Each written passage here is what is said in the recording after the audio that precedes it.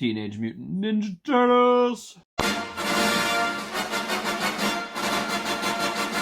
Behold my stuff. So let's talk a little bit about what we picked up today. So first of all, thank you to Featured Presentations head Brandon, who sent me this wonderful bit of memorabilia here. This is the Casey Jones Raphael NECA twin pack. And I am good on NECA. I don't have issues with NECA. They're good. I don't really own a ton of NECA stuff. I have my Ultimate Ash vs. Evil Dead figure, and really not much else beyond that. I'm just not a huge figure guy, but I am a bit of diorama. I've been getting into that. I've been showing you guys some of that. The Weapon X and the He-Man and everything. But NECA has made some pretty solid figures. They've also had some real misses. Their entire Teenage Mutant Ninja Turtle live action line, though, is a 100% hit. They crushed it. It's got the Nickelodeon logo on it, who of course owns the rights to Ninja Turtles. Real Toys is on there. NECA crushed these figures. So I saw some people do some diorama pictures, and I did a double take because I couldn't tell if they were action figures or if they were the friggin' costumes from like the prop store, the garage that does the full-size Ninja Turtle costumes. I had to do like a double take. It looks like the movie. These things are money. Now, I was going to do an unboxing video, but halfway through the video, there was an issue, and I had to scrap that video. So this is partially opened already, but we're going to go back and revisit this. So the box is very, very cool, and it shows the figures in diorama mode, which is something that NECA does that I love. What I don't like is that they don't really link up to any scene where we see. Now, we only see these two characters, Casey and Raphael, in the trench coat in one scene, which is the park fight, the Central Park fight. And I really liked that scene a lot. It was one of my favorite scenes. And I always liked the Raphael in the trench coat look because I always thought there was something like, I don't even know how to describe it. Something very tongue-in-cheek about it, because like, he doesn't look like a person at all. He's got these big green feet, these big giant calves, his face is ridiculous, he's got a bright red scarf on his face. Like, in no way, shape, or form is that a disguise, but totally works. It's fine. And when I was a kid, that was one of my favorite scenes over and over again. I always like to do that dialogue, and be like, Jose Canseco back! Tell me, you didn't pay money for this. Like, it was such a great exchange between two characters, and I love it to death. Also, we see that costume appear in the subway fight scene with the Foot Clan when he saves April O'Neil, which is really, really good. Selena, my cat, is going to come in and play, of course. So, when NECA released the movie one line, it was extremely tempting. What happened was I missed that opportunity when they came out. I didn't find out about it till after they had existed. And the problem with that is, unfortunately, now there's so many Chinese knockoffs that you can't determine which one's which online. And you have to hope that if you buy it, you get the right one. And then if you don't, you're kind of screwed. My friend Ryan, of course, from Knights of Samaria, has the full line of Turtles and the Shredder from movie 1 and then Super Shredder from movie 2. And in the process of acquiring those, he ended up with 2 knockoffs that he ended up having to replace. And that's disappointing. So I was never really going to risk the eBay route, but my friend Brandon happened to be a figure guy, especially a Ninja Turtles guy. He's built a life-size replica of the Ninja Turtles basement, which has been on cons and displayed on cons in the Northeast with featured presentations. And so he let me know he had one of these, and I said I absolutely would love that. Now, the thing that I love the most on the box back here, that's the movie pose. That's what it looks like on the VHS. That's the figures. Look at Raphael's shoulder joint. That's not the costumes from the movie. That's the action figures. Now, whether it's the 1/4 scale, the 1/6 scale, or 1/12 or whatever, they have big ones and little ones. That I don't know, but either way, that's the toys. So it can't get more money than that. So I really enjoy what they're showing us with the Ninja Turtle line. And of course, we know Toka and Razor are coming as well. I wasn't as big a fan of 2 when I was a kid. I was, but as I got older, I hated 2 more, and I liked 1 even more. Now I really exclusively like 1. 2's not bad. I'll watch it for fun. I like that Chemo is one of the guys who was in the suits in 1. I believe he was Leonardo. So the kid who plays Chemo was actually in the suit in the first movie. All the voice actors from 1, with the exception of Corey Feldman, appear in the film in 1 in various parts. The pizza delivery guy is the guy who does Michelangelo's voice. The guy going to LaGuardia in the cab is Raphael's voice. Leonardo appears in a couple places, but he's one of the guys in the beginning who's a ruffian. And Corey Feldman, who was added as voice actor late in the production, of course, doesn't appear in the film because he wasn't the original guy who was going to do Donatello. So he does not appear in the film. But the other 3 do. I think Splinter does too. I'd have to check on that. But it was a great movie, and it was definitely something that nobody thought would work as a live action, and they totally did it. And that is apropos of which, because we recently have in Star Wars been shown with Mandalorian that Star Wars can be even more Star Wars in TV than in movies. They said Star Wars would never work as a TV show. Well, if you watch the end of season 2 of The Mandalorian and you saw my last video, then fuck that, you know that's wrong. Star Wars has just become more Star Wars than it's ever been since Empire Strikes Back, and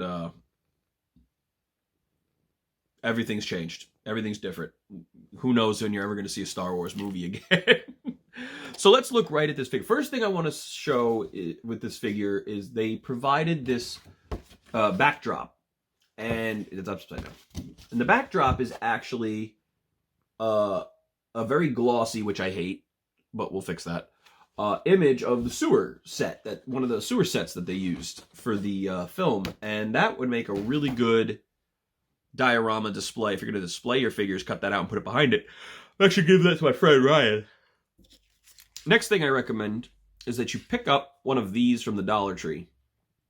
This is a little pencil holder, and this is the perfect size to make yourself a trash can that you can stick your Raphael in. Because if you're going to do a dio, you got to put Raph in the trash can. I'm sorry, it cracks me up with the calves. I remember when as a track athlete growing up, watching that and being like, man, those calves are huge. But yeah, let's start with Raphael, because this is now the one thing my one gripe, if I have a gripe with NECA, it's that the posability on the joints is rough. But let's start with Raphael. First of all, look at the face on this dude. If I scroll up, you can see the top teeth. You don't even see those 90% of the time, but they're painted and they're in there. They're covered by his overbite and his lip overhang. But they're in there, and mostly you just see the bottom teeth. But this is a very, very, very detailed figure. And everybody who's looked into Ninja Turtles knows these figures are detailed. Like, they're highly detailed. I love the fabric of the trench coat. I love the lining. I love the stitch work. I love that there are these are working pockets on him. These pockets actually work. It's a very, very, very well done trench coat. And of course, the backpack is plastic. It's not fabric, and it has a white. Looks like it has a bit of a whitewash on it, but I would definitely go over it with a brown wash and dirty that up a little bit and get into a little bit more of that. So we'll probably do that. As far as the trench coat goes, it has a working buckle. And if you undo the buckle, you can undo the double-breasted trench coat, and it exposes the figure underneath. And as you can see, it's got the money belt. Really get in there on that belt. The belt is money. You can see the design, the paint job, just glorious. Do a little bit of the turtle shell. Absolutely phenomenal. Very, very well done. And of course, the red sash comes down around the neck. Now, they gave you several other sash attachments that you can do, which is pretty cool. Removing the backpack would be easy. Just put the arms down and slip it over the shoulders. I'm going to leave it attached for the time being. Now, the other thing, too, is that Raph's head looks very thrust forward with this, but if you were to remove the backpack, you're going to be able to adjust the head enough that you can give him a little better posture. So his posture improves as the jacket comes off, which is cool. It goes... Now I got to remember which way is up and over. I think this was the under, this was the over? Yeah, okay. So, Raph has a really good look. Let's take a look at the hat. Fedora. Now, when I was a kid, the reason I always wanted this figure when it came out, and I saw this figure, and I was like, shit, I need that. When I was a kid, they didn't really do well with figures for this series of films. They had a limited line, and you really couldn't find them anywhere, and to be honest with you, they weren't good. So, I had to kind of say... You know, being a kid who customized, well, I'm going to have to improvise. And I did. And they did make Detective Donatello as part of, like, a Turtles with Hobbies line they did. Like, there was Surfer Michelangelo or whatever. And all the Turtles had a special thing. I think Leonardo was, like, a samurai or something. But Detective Donatello seemed like the stupidest figure, because who wanted a Donatello in a trench coat? Well, with a fedora on. Well, when this movie came out, I did, because as soon as I got that, I had my dad bust out the red tester's paint and doctor that up and do a red mask over the purple, and I ended up with a makeshift Raphael from the movie. So, and I had a Casey Jones figure, so I would do that scene with the toys that I had available to me. So it was the early days of customizing. If YouTube existed back then, we all would have done it. So Raph was a lot of people's favorite from the movie because he's so intense. You know, he's not really as goofy as the other characters. He's not whiny as the other characters in the sense that he sounds like a wimp. He is whiny, but different kind of whiny, manly whiny. And I liked that about him. And I felt that his suit was done the most muscular. And a lot of people felt that Raph was the best fighter in the first movie. That's debatable. But I remember I used to time who was fighting Shredder the longest to figure out who the best fighter was. To see if Raph was in there the longest or if Michelangelo was. And based on the sound off screen, you hear Michelangelo fighting Shredder the longest because they cut to Casey Jones and you can hear Mikey fighting him up top. Which kind of holds because Michelangelo is the last Ronin, so I think that makes sense. So we've now got the hat, and the little nub sits in the back there, and the hat, he's got the Bogart on, and it stays on very nicely, and it's a nice profile, and it sits very similar to how it sits on him in the film. I like it a lot. I think it's a good investment of a figure, and I think just even having that hat, as detailed as it is a really big win for them. It really looks good. There's a lot of detail in the paint job, the flipping up of the fedora irregularly, really well done. I gotta say, I'm really impressed with the quality. I really am. So I'm going to put him in the trash can. So Raph's in the trash can now. So let's take a look at everything else that came with it, too, because we got ourselves a Casey Jones with it as well, which is, I got to be honest with you, it's not a figure I ever would have bought by itself, but in the 2-pack, why not? And Casey's a great character in that movie, too. He has some great one-liners. He has some great arc,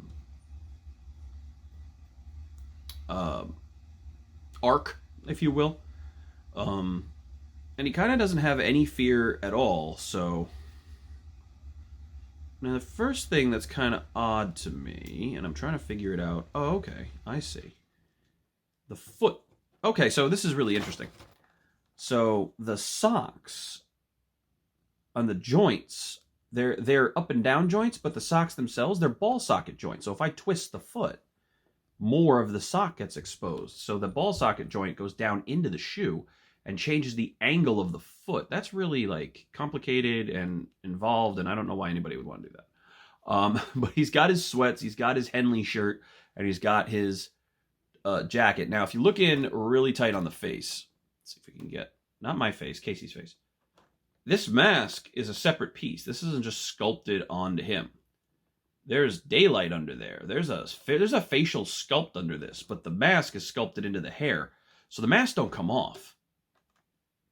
But that's just an added level of detail. Like, and they did that with the Shredder mask, but the Shredder mask actually comes off and you can see it.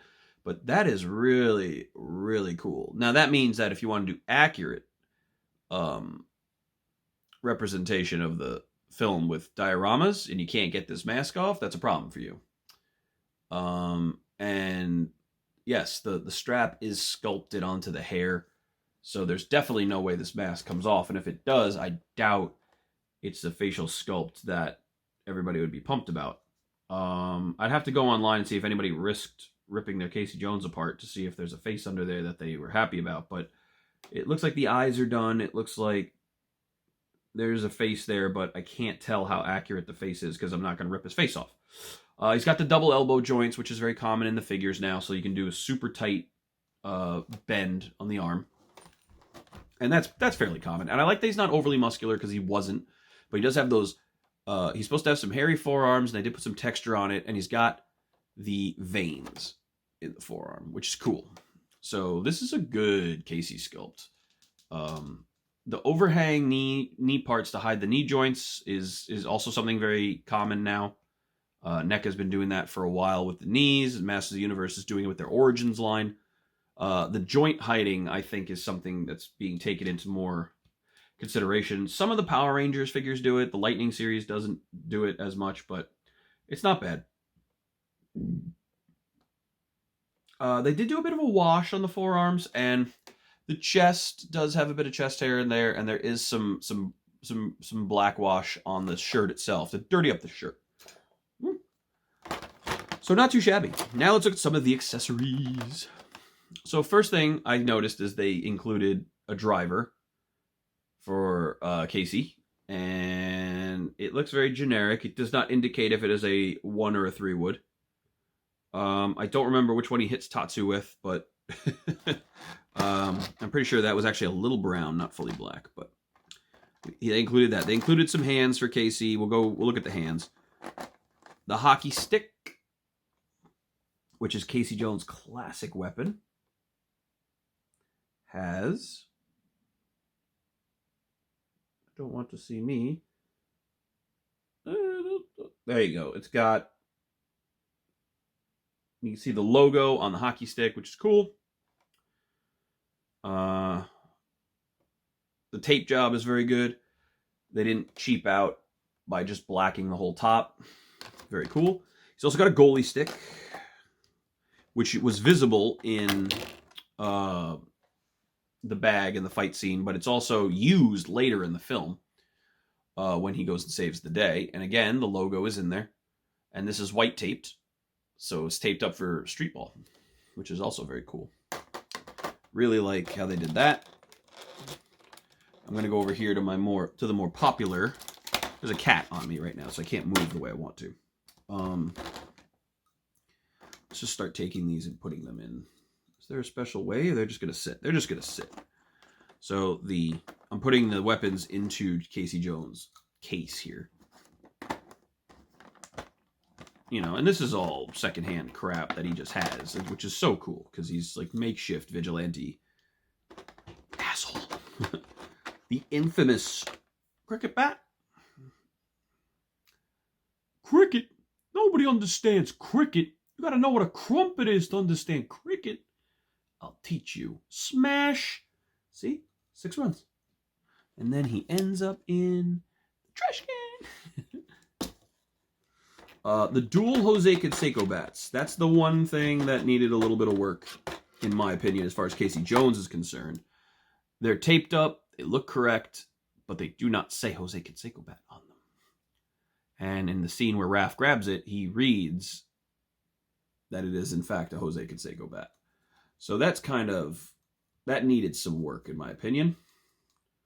And all of these don't fit into the... So right now, I've got the cricket bat and all that in the bag, in the carrying case. And as you can see, I can't even get the Canseco bat in there. So you can't put them all in there. And there's 2 of that. I'm not going to pull both out because they're the same looking. You don't need to know that. So you can't put both of those in there.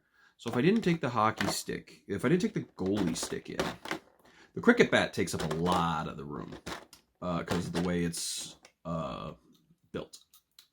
So if I put just the cricket bat, and then I put 1 Jose Canseco bat, can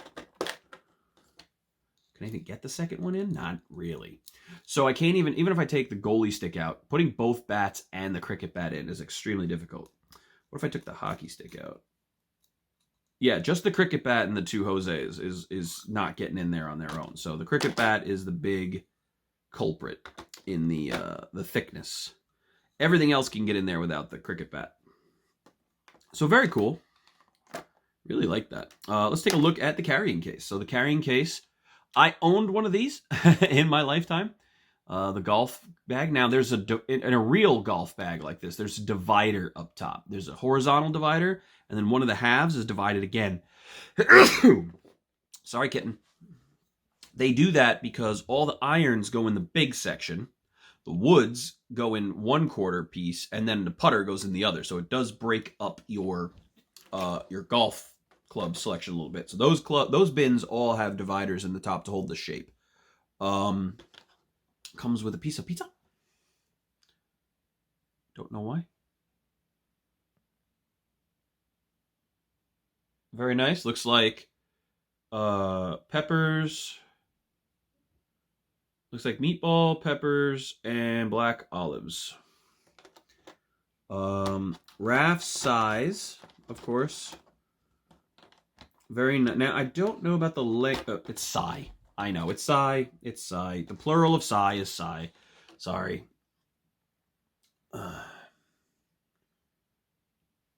These guys are very, very detailed. And wrapped just like he had them in the movie. Very grungy.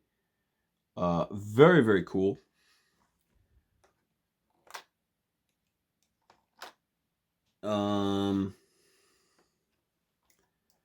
Let's take Casey out.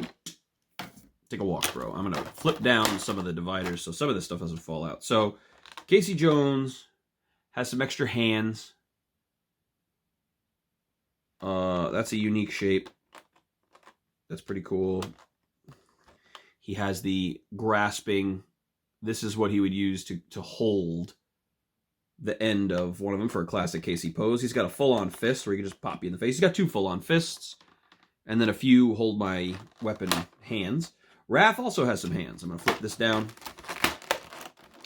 These won't pop out, so let's just take a look at Raph's stuff here. So Raph's got 2 extra bandanas for action pose, for flaring.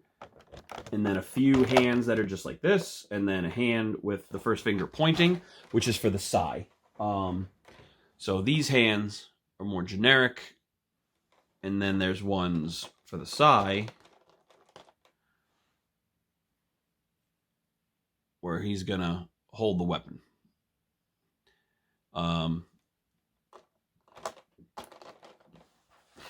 Really, really, really good job. Really impressive. So let's take a look at 2 figures next to each other.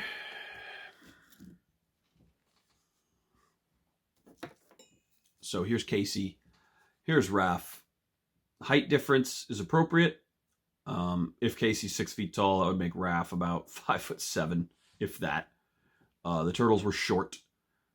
I don't know how tall the actor who played Casey Jones is. I never looked it up.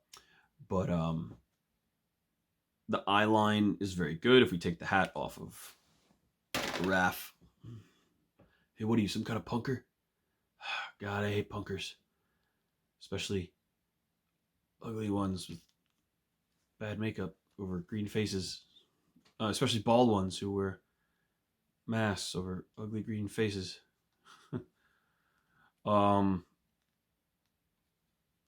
Yeah, something pretty interesting about the Casey Jones not having a removable mask is you really can only do... The more I think about it,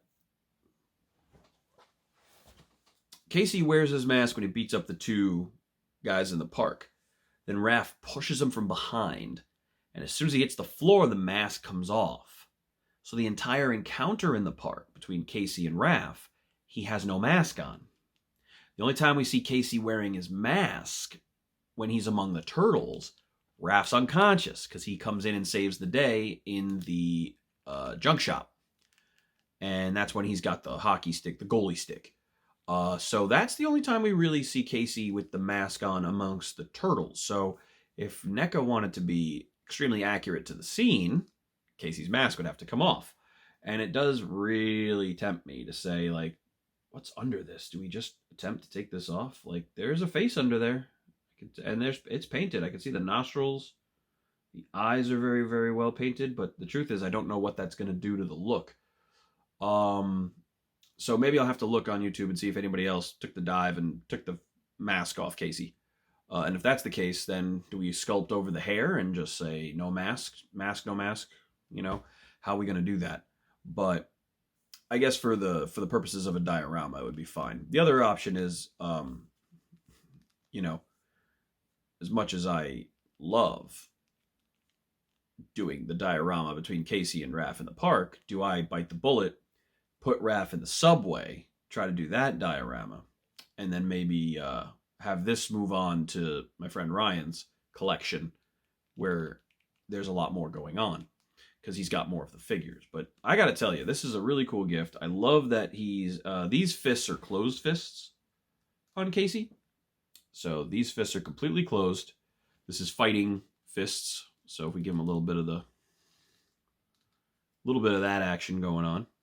Of course, if you're a real fighter, you're going to protect your face here with a tight block and then have this one ready to go. So if you're punching your block in here, this hand is on your, you know, you're going to fight correct. But if you're just a douchebag, you're going to fight like this. So you can, you know, let's go classic British, you know. I once went 10 rounds with Teddy Roosevelt, a Cambridge boxer, you know, whatever. Very cool. Really like, so again with the Casey, you know, the vest is a separate entity. It can come off technically. It's a rubber piece. They've done very well with their rubber clothes. They have for a long time. We saw it on the Ash figure. This is a really solid figure. The mask is not a soft plastic, it's a hard plastic. So it has that sheen to it. It's not that sort of rubbery look. Sorry, the Cambridge boxer thing's killing me. And it has a good look to it. It's very shiny. And like I said, you can see nostrils. You can look up his nose and see. But let me wing this light around here. Hang on a second. Oh, dear. That's very excessive. Let's see. Is that too much light? Yeah, that's not going to work. Sorry. Let's see if we can really get in there. You can kind of see what I'm talking about. Under the mask, there's a lot going on. The sweatpants, they crack me up because that's so very accurate. They even have a bit of texture to them.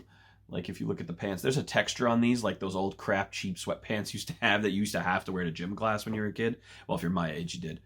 Holy moly, man! Like this is a really solid figure. There's a really good texture on the gloves too.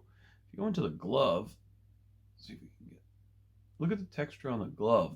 That's what those gym gloves look like. My dad had a pair of these. We used to go to Gold's Gym. These sort of motorcycle gloves, but everyone would wear them to the gym. And they had like a sort of mesh look to them. They were this fabric mesh, this stretchy kind of material with the knuckles cut out and then the cut off fingers. Everybody had them in the gym. I do not know why. They were like the 80s lifting gloves. It's so bizarre.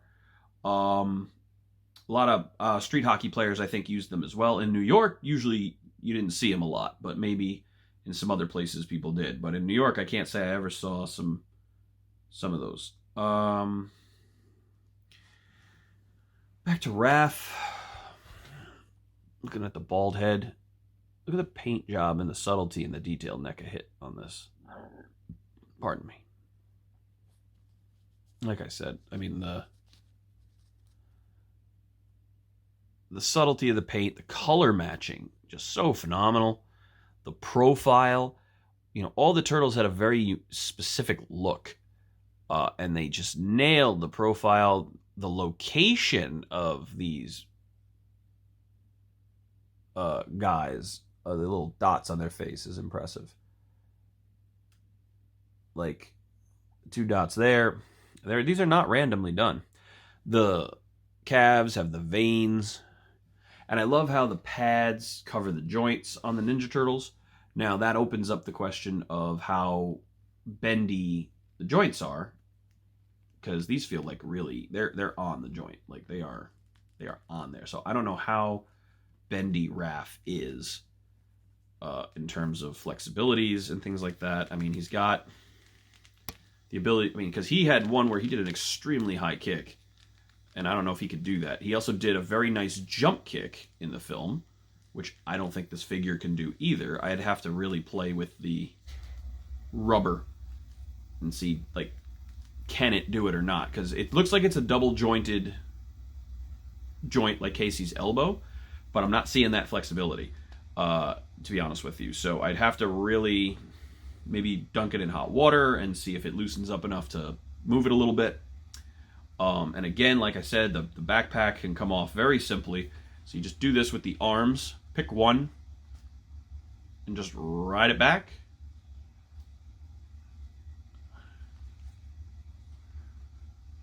Bend the elbow. Right, so basically put the arm in this pose. It'll make it loose, ride it through, and then work the arm back up and through. Don't pull too hard because you don't want to actually snap the smaller piece. And then the backpack is off. So backpack's hollow, super easy to gunk up and mess with. It does have some glue attachment. So if you wanted to make it removable, it looks like there are joints there. You can clearly see where the glue is. But potentially it looks like you could make them reinsertable. Same thing down there. You can see they just glued that sumbitch in. And then that's off, and then taking off the coat we showed earlier, super simple to do that as well. Let's just do that so we can just take a look at Raph and his splendor. Everybody's like, oh, it's a figure video. Why is half the video his face? I don't even see the figure. It's like, well, we had a giant snowstorm and I'm exhausted from snow shoveling, so of course my frickin' snowblower didn't start. First snowstorm of the season, and my snowblower, I didn't do the maintenance, so it wasn't ready to go. So shocking, right? Lazy, stupid, moron. All right, let's take the coat off. Really nice coat. Yeah, they did a great job with the coat. So let's go ahead. We've got Raph. He's ready to rock and roll. Let's bend some arms here.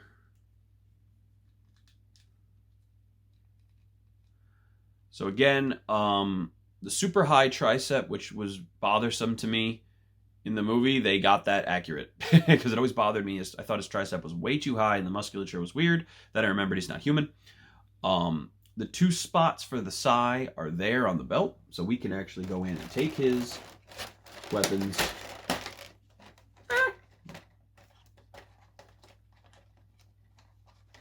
Do this one here. So we take his weapon, and you can stick it in the hand if you really want, which I don't, but I'm going to.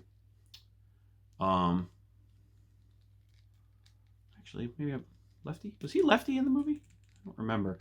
I thought I picked out at one point. So you could put it in his hand. There are better hands for that, or you can just throw it in the belt. I like the one with the finger out, and then that looks great because remember, there's a good chunk of the movie where he's just got the one. And actually, you should have this on him if he's wearing the trench coat, because he does pull it and reveal it and goes, heh, heh, heh, which is another reason why I think they give you, not that hand, cat's back, this hand, because he points to the side like, yeah, buddy, that's what's going on. You want to mess with me? And so I feel like that's how you do that. So that would be a good pose for this figure, without a doubt. Looks like there's a bit of flashing there. Look at that. A little bit of green flashing in there. Get it out. I must have it out. I hate flashing.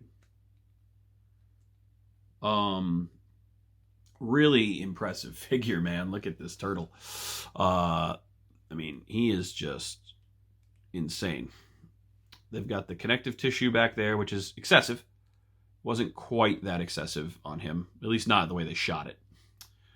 The shell with all the scratches on it look great.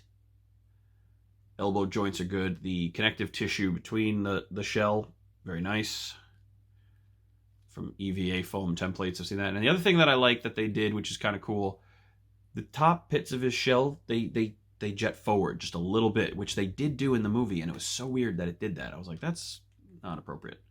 But they did do that on Raph. The belt sits where it should. Yeah, this is a great figure. I mean, just look at this. Look at this figure from top to bottom. This is a great paint job. I mean, this looks like the guy from the movie. It takes lighting very well. I mean, let's, you know, if you want to light him from underneath, light him from up top.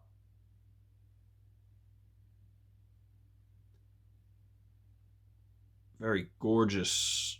Takes lighting very well. See how Casey takes lighting. I should have done this earlier because I forgot I even had this for this exact reason. I like to use these for light testing on things. So if you're drawing and things like that, sometimes just lighting a figure with a stick and click is really helpful. You do different lighting.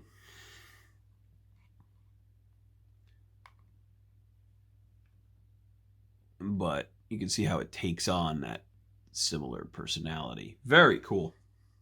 Just looked right into the light and blinded myself. Gotta say, overall, I mean, when it comes to action figures, I mean, there is some pretty good posability. Casey's got some pretty good posability. You can get a kick up there. That's pretty good. That's well done. He doesn't lift his leg above parallel, I'll tell you that for free. But now that Raph's got his coat off, let's see what's going on with his flexibility. So, the shoulder joints, I know, are limited. Detail on the inside bit. So again, the posability, I want to see, can we get that big kick? Oh yeah, there it is. Okay, so we can get a horizontal bit there, and so if we did that with both legs, you could definitely get a high kick out of Raph. Turn the heel up and the ball of the foot down. So you can definitely, you can get some pretty good warrior poses out of Raph. The bending of the knee is still a thing. You can get the jump kick. So there's the jump kick.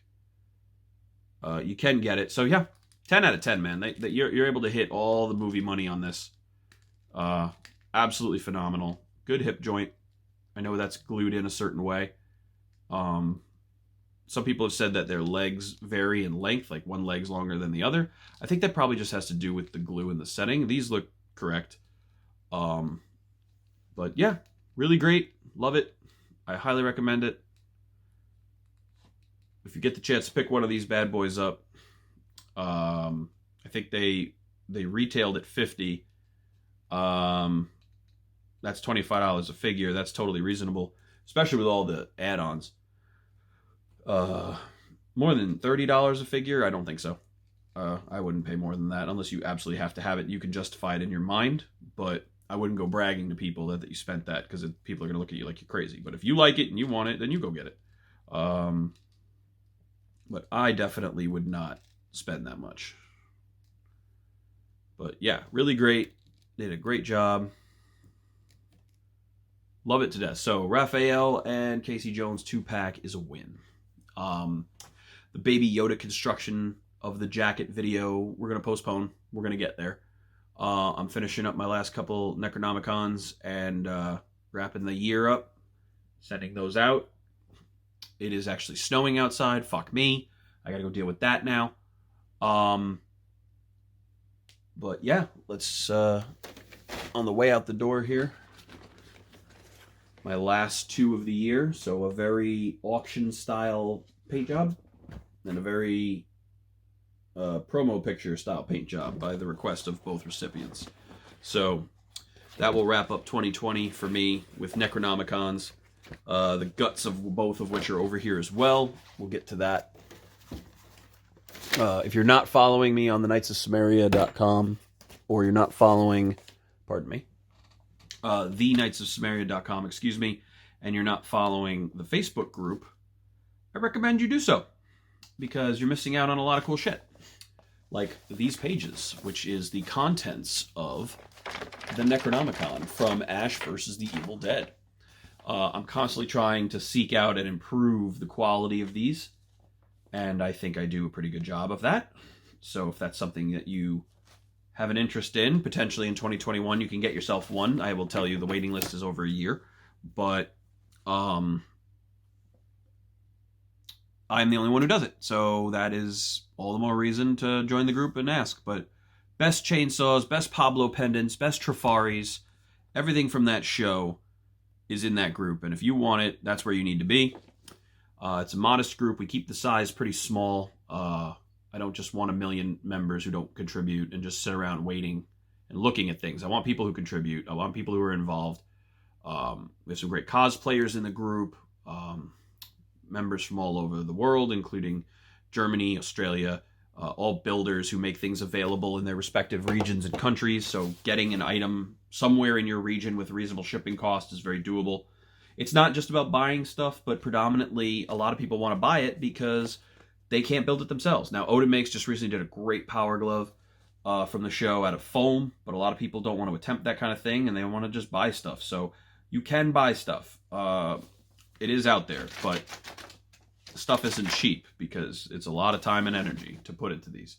So I recommend you check the group out, and if it's your thing, great. If not, leave the group.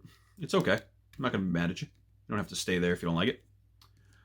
Thank you very much for checking out this video. If you have Ninja Turtle fans in the family, or you have a thought about possibly going NECA for your Ninja Turtle needs, if you love the first movie, you got to pick these figures up and just have them in your home. Even if you only display them against like this background that they give you, it's pretty money. I mean, it looks good. You can put Raph right in front of this. I mean, it'll display so nice as a dio. I might cover this with a matte finish first to get some of that gloss off, because I hate glossy pictures. They don't look like backgrounds. Don't ever do your background on a glossy picture. But yeah, really cool.